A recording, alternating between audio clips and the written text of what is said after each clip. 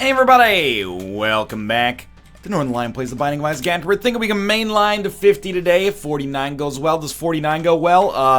We're a mess. MRT7 3JX3. The cancer item is great for the spirit hearts. And then of course we have also, you may have noticed, Eve's Mascara. I'm less excited about that. And the Game Kid. I mean, our rate of fire is like really bad.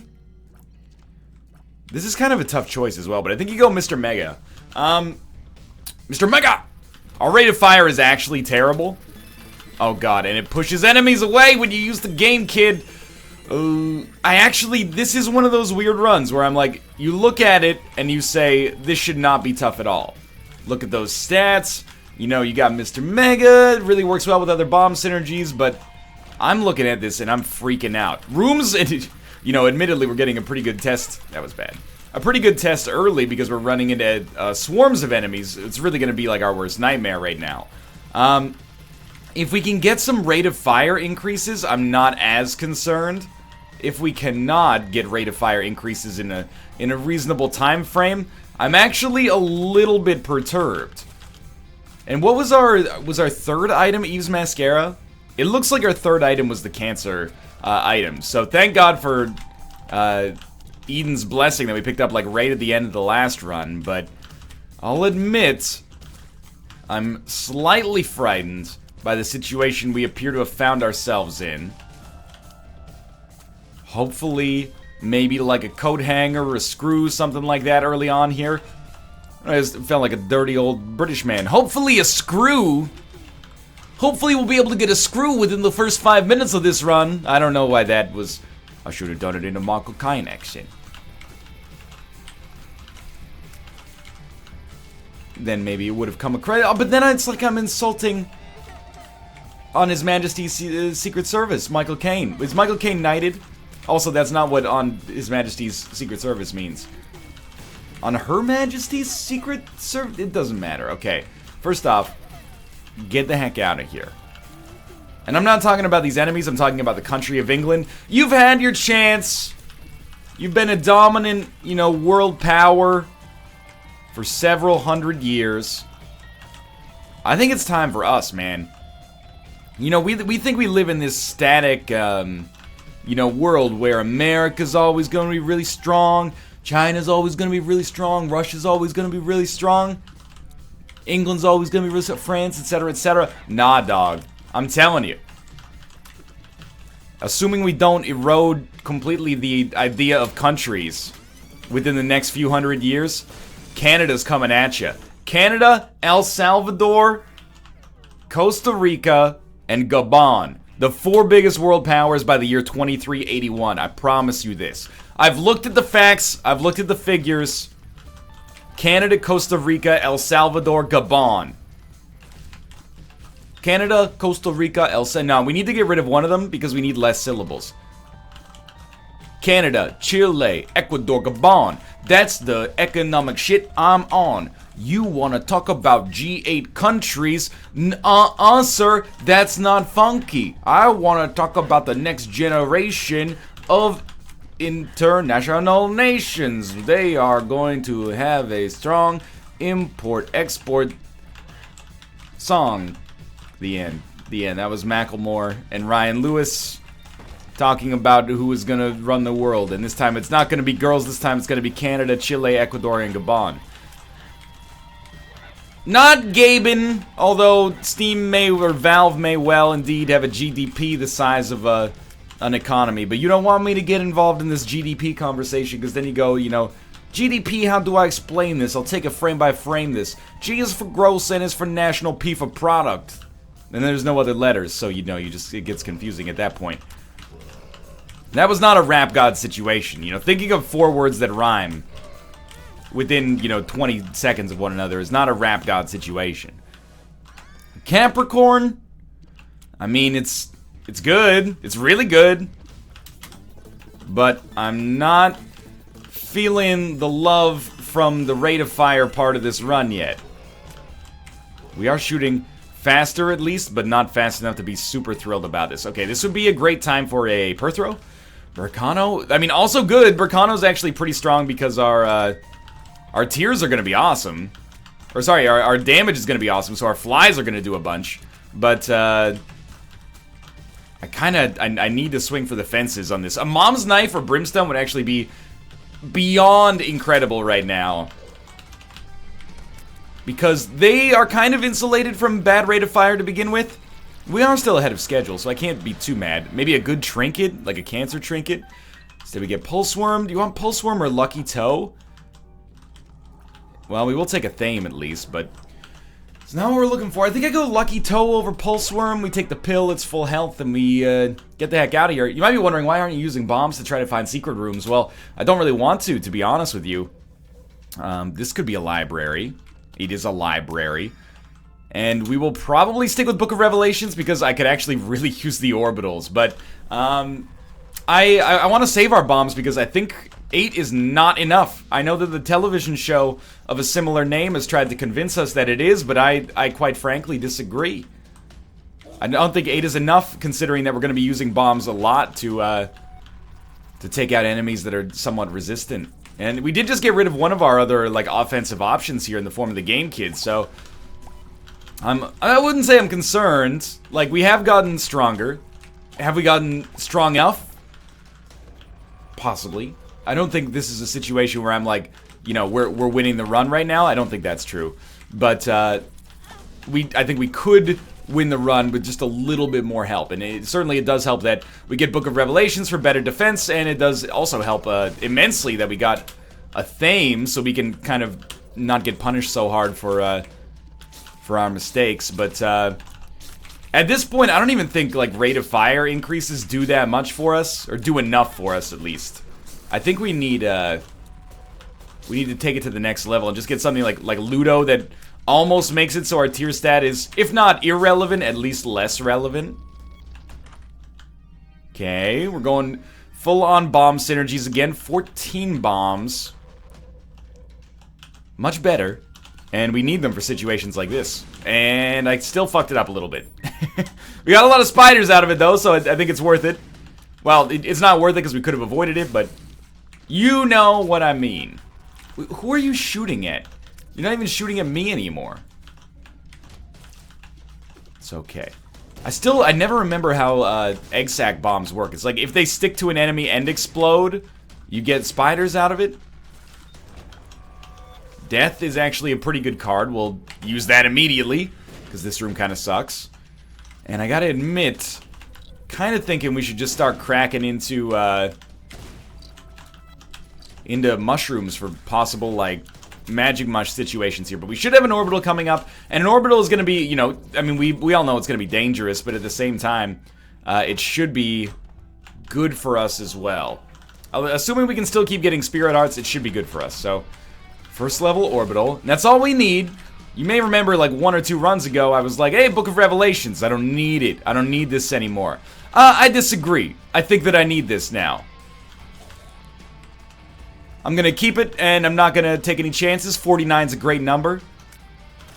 7 times 7, no deal with the devil. I always like those, you know, the squares. 4 times 4, it's easy to remember. It's 5 times 5. 11 times 11, that one's a little tricky. It's 1, 2, 1. We don't really want that. 12 times 12, though, there's something satisfying about being like, you know, I know that 12 times 12 is 144. I know that every person over the age of 10 knows that, but just to feel that information inside of my own skull, kicking around in there, makes me feel like I didn't waste my time in primary school. And you know what? I didn't waste my time in primary school. I busted my ass. In college... Wasted little Brimstone's pretty good here. Wasted more time than I probably should have, but still made a, you know, reasonable go at it for sure. But in primary school, I mean, you're like 8 years old. What else are you gonna do? So I always hear like, you know, well, I don't always hear it. It's not like I make a habit of hanging out with people that are still in like, you know, 5th grade on the regular. But when I was in 5th grade, most of my friends were in the 5th grade. I know that sounds unrealistic, but I thought I had a Thame for a second there. We should really use Little Brimstone to do most of our damage, but you'd be like, man, I hate school. I wish I was at home playing All-Star Baseball 98. Yo, Long Division is way more fun than All-Star Baseball 98, okay? Let's not be ridiculous. Those skills are not only gonna serve you well, but school is like a... Now I'm the teacher who comes in. School's like a video game. Let's play Super Math Bros. What's 4 plus 4? 8. You stomped on the Goomba. You win. Mr. Jenkins, this isn't what Super Mario Bros. Is like. It's a visceral and, you know, violent, ultra-violent platformer that has an amazing controller feel thanks to the game design acumen of one Shigeru Miyamoto. Go see the principal, please. That's how discipline works in Canada. Go see the principal, please. Here's my impression of a Canadian. Oh, I hit you with my car. Sorry. Do you hate that shit? Canadians are always apologizing for things that mildly inconvenience other people. It's like, grow a fucking sack.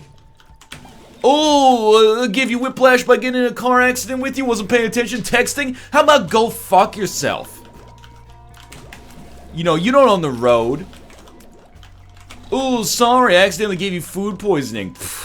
You knew the risks when you ordered off the menu. You shouldn't have ordered your steak medium well if you didn't want it charred to, or if you didn't want it not charred to a fucking crisp. I don't know, this is my character. He's like super edgy, borderline offensive, but really unfunny comedian. And I call this character youtube.com/northernlion. Okay, let's... People get on the Canadian asses, our collective Canadian asses, for apologizing so much. I don't understand. Where did things go wrong in your development that you consider an apology a sign of weakness? An apology is a sign of strength, man. It's a sign of confidence. It's a sign of, it's a sign that you are assured enough to defer to the feelings of other people from time to time. The apology is what makes us galvanized. Alright, I don't know what I'm talking about. Sorry about that. We're gonna take the syringe, and we should probably take Rotten Baby and 9 lives. We'll head down to the next floor. Still making good time. Oh, I should have gone to the boss trap room. That's my bad. This is still faster. Like, it's actually much ahead of schedule. And we have improved. That much is indisputable. And I'm stoked. Rotten Baby is actually really nice, because we'll be able to really take advantage of the fact that our damage is high, thanks to Eve's Mascara, and also now Capricorn and Cricket's Head, assuming those don't cannibalize one another. I always forget. But I still would like to be able to use my tiers a little bit more effectively.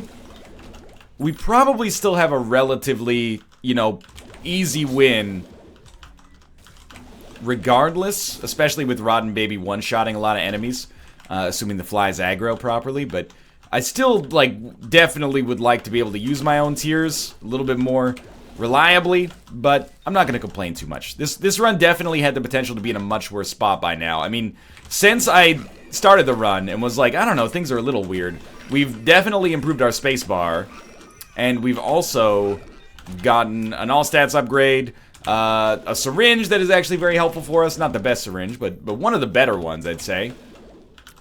I don't know, what is the worst syringe at this point? All the syringes are actually really good. This might be the worst syringe, speed plus range, and even then, it's pretty solid. You might say speedball, but I don't know. I kind of like speed plus shot speed more than speed plus range, especially in our present situation where our shot speed is horrible. And I'm messing up some fundamentals here. I'm not even using Book of Revelations every time it's available, which is quite silly. But we are a little bit, and this is the first time we've had this in maybe 5 or 6 runs. We're like totally safe defensively. It's actually only maybe offensively this run is in a bit of a weird position, but not even that bad. Lump of coal is also good.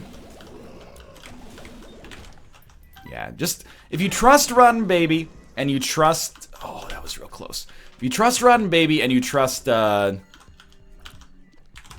Brimstone, you have to feel pretty good about our current situation then. It's all coming together. And having some extra bombs that can do a lot of damage is not bad either. Judas' Shadow is never going to be used because it is our 10th life. That seems to happen fairly reliably. We got enough money. This would be a great run to actually donate some stuff on our shop, because we know that It's implausible. Let's put it that way. It's implausible that we get anything that upgrades our tiers on the shop. I'm trying to think if there are any tiers upgrades you can even get on the shop. We can get into some funky stuff. Like, I guess, in theory, you could get Chaos and then use Chaos as a way to generate some tiers upgrades. Like, Chaos plus Restock, but let's not be ridiculous here. And, of course, yeah, I'm looking for Boss Rush. We're going to be, like, 2 minutes ahead of schedule. This run is actually... It's coming together. A few shittier rolls, and this could have been a real nightmare, but as is, this is actually shaping up really well. Little non-traditional, but I don't mind doing things the non-traditional way. Second level Ball of Bandages is at best just a decent upgrade, but either way. Charm Tears, it's something. As long as we don't get Charm Tears, in which case it'll be, you know, nothing at all. Nothing at all. Of all the things that Canadians get made fun of for, and by the way, we have it pretty easy. Most countries in the world like Canada. You know, we're like best friends, or like good friends. I don't want to say best friends. We're good friends with like the high school quarterback captain of the world, but people are like, man, that guy's a bully sometimes. But I like his friend Canada. He seems nice. He's just like caught up with the crowd for whatever reason. Mostly, you know, for economic benefit and also cultural similarity and etc. etc. This is not me shit-talking the United States of America. I'm just saying, oh, the cancer trinket's exactly what we needed. The Hierophant is also pretty solid. I'm just saying, you're the high school quarterback, and we're like the high school quarterback's like laid-back friend that's like, you know, we're just living our lives. A dark market lies under your feet. But, like, not actually probably on this run. Or on this room, I should say. I find it hard to think of a country that does not like Canada. Rarely in the news do you hear, like, you know, South Ossetian Prime Minister, blah, blah, blah, has declared Canada as a flawed nation state. You know, that doesn't happen. And part of that is maybe because, from an international standpoint, we're a little forgettable. Despite the fact we're invited to the G8 and G20, I'm just throwing it out there. But at the same time, but, you know, we do still get made fun of a little bit. People make fun of Canadians for being too polite. It makes no sense to me. Isn't that a desirable trait? If you're the kind of person who thinks politeness shows weakness, pardon my French, you're kind of a dickhead, you know? Politeness is just, it's just manners, you know? And I don't think manners are the be-all and end-all, but I think they are important, you know, not just for making a good impression, but also for, you know, just treating people with respect. If treating people with respect is wrong, I don't want to be right. Let's go check out our item room here as well. The cancer trinket has really tied this whole thing together. People make fun of Canadians because they like ice hockey. It's the strangest. Do you realize you're like the only country on earth except for us that watches American football, and you guys go fucking crazy over it? You go ape shit. Yeah, we like hockey. Okay, I'm not saying, you know, we like hockey less than Americans like football. I'm just saying we all have our sports that are fairly unique, but at least when it comes to ice hockey, you know, we can relate to people from, you know, Sweden and Finland and also Americans and, you know, people from the Czech Republic. Oh my god, we fucking got Charm Tears. That's so good. You know, people from Slovakia and Slovenia and Norway to some extent at least. You know, it's a worldwide sport. Switzerland. Now I'm just naming countries. Gabon, Ecuador, Chile. I guess we're not going to do Boss Rush unless we really find a great item in there. But it's just a very strange thing to make fun of us for, is for our desire, you know, to enjoy a sport of our own choosing. I don't think we really care about that, to be honest with you. I mean, some of these are okay, but they're not good enough to be crazy excited about, I think. I'll give you the keys to the kingdom here. I'm not afraid. If there's some things that you should make fun of Canadians for, there are definitely some legitimate ones. One is we have a chip on our shoulder when it comes to being like America's little brother. Even just saying the words America's little brother made me feel like I was being treasonous, and you know, that's punished by fucking hung by the neck until dead, eh? Like, don't make fun of us for saying A. That's another one. That's like us, you know, that's our Canadian, like, rural accent, okay? It doesn't, that's not a normal, I don't mean to say it's abnormal, but it's not the norm for every Canadian. That'd be like, oh, you're from New York City? Well, that dang old New York City, man, that's a big old city down there. You know, like, that's not... Yeah, let's go for it. You're just making fun of a regional dialect. Oh, you're from Los Angeles? Dang old Los Angeles, man, finally got our football team back. That's just like, it's mostly just nonsensical. I mean, it's ignorant, but not really ignorant, I guess, in an offensive way. The A is like it's our regional dialect. But make fun of Canadians for having a chip on their shoulder about Americans. Like, if you ever want to rile a Canadian up, there's that Daniel Radcliffe thing where he says, you know, tell a Canadian you enjoy watching ice hockey, because they don't know that field hockey exists. Yo, Daniel Radcliffe, methinks the lady doth protest too much. We know what field hockey is, okay? Because we're a very accommodating nation that understands a desire for countries to enjoy their own sports that they're good at, okay? But, you know, if you want to anger a Canadian, say to the Canadian, America's gonna beat you worse than we beat you in the War of 1812. And then they'll be like, oh my god, you don't understand. We burned down your White House. And then, you know, you'll be like, they'll know every fact, because I know every fact about the War of 1812, the war where supposedly Canada beat America. And then just let them go. Let them rattle it off. I guarantee they will rise to the occasion. They'll be like, well, you tried to burn down our parliament buildings and failed. We went down to Washington, D.C., burned down the White House. How do you feel about that shit? Then you just say, well, what year was Canada confederated? And then every Canadian knows this. It's the year 1867. Sir John A. Macdonald, R.I.P. And then you say, well, how did Canada beat America in the War of 1812 if Canada wasn't even a country until 55 years after that fact? And they will go, well, technically, Rose by any other name would say, you got him, basically. And I know that you've got him because I've been got like that before. Did you hear that sound on that room? That was terrifying.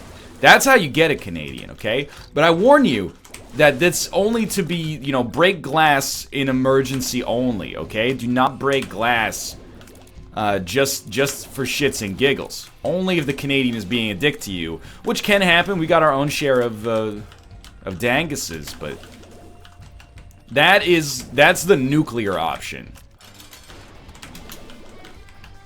That was terrible damage on my part. I feel bad, but you gotta give it as well as you take it. Well, I guess we won't be going to our... Here's the way I see it. There's one way we can get in here. I don't think we can just squeeze past it. This is bullshit, by the way. Thanks, Tyrone. We're gonna leave, come back, and then try to get on top of that exit as soon as possible, and maybe we'll be able to make it. Nope, can't be done. Alright, sweet. I mean, the run's still good. I can't complain too hard, but it's a little bullshitty. But if you want to just keep it the good-natured ribbing, I mean, people are always like, go hug a moose, you fucking Canadian hoser. I mean, hoser is a Canadian word. We don't use it unless we're making fun of each other, but that's our word. I don't recall... Here's the thing. I'm becoming a caricature of myself right now. I don't recall having ever seen a moose in my life, but it may have happened. I've seen many a deer, but I've seen many a deer in the United States of America as well. That's ubiquitous. Have I ever seen a fucking Kodiak grizzly? No, I've not seen a Kodiak grizzly. Thank you for asking, though.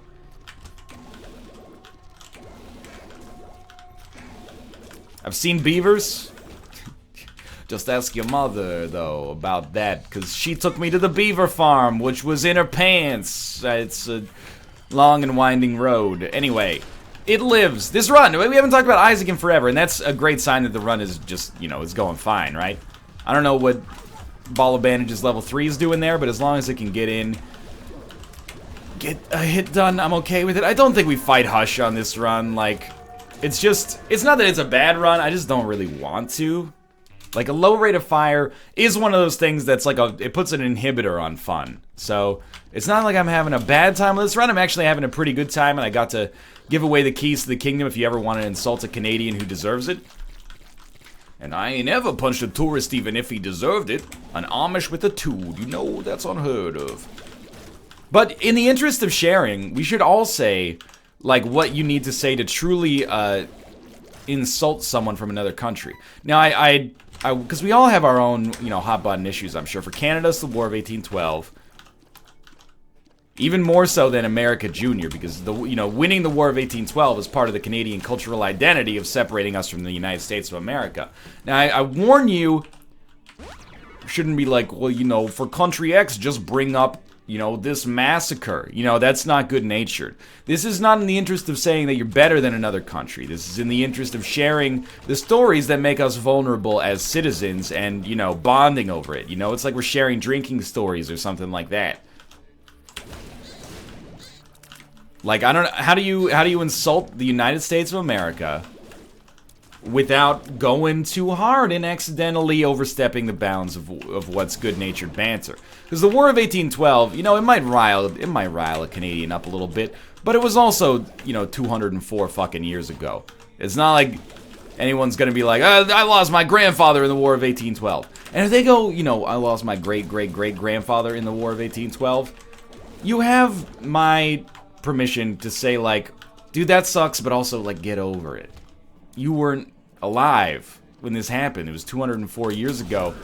You can't, feign sadness over this thing that happened before it was even relevant to you. That's not saying you can't, appreciate the decorum of something that happened, like, the tragedies of the Second World War. You can feel sad about those and what it means for humanity, but at some point you do have to get over, like, you can't pretend like the War of 1812 affected you on a personal level.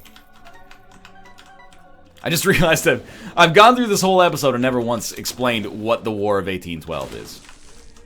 Well, you know what? This is your Wikipedia article of the day. Is it that time? Oh shit! Northern Lions Wikipedia suggestion of the day.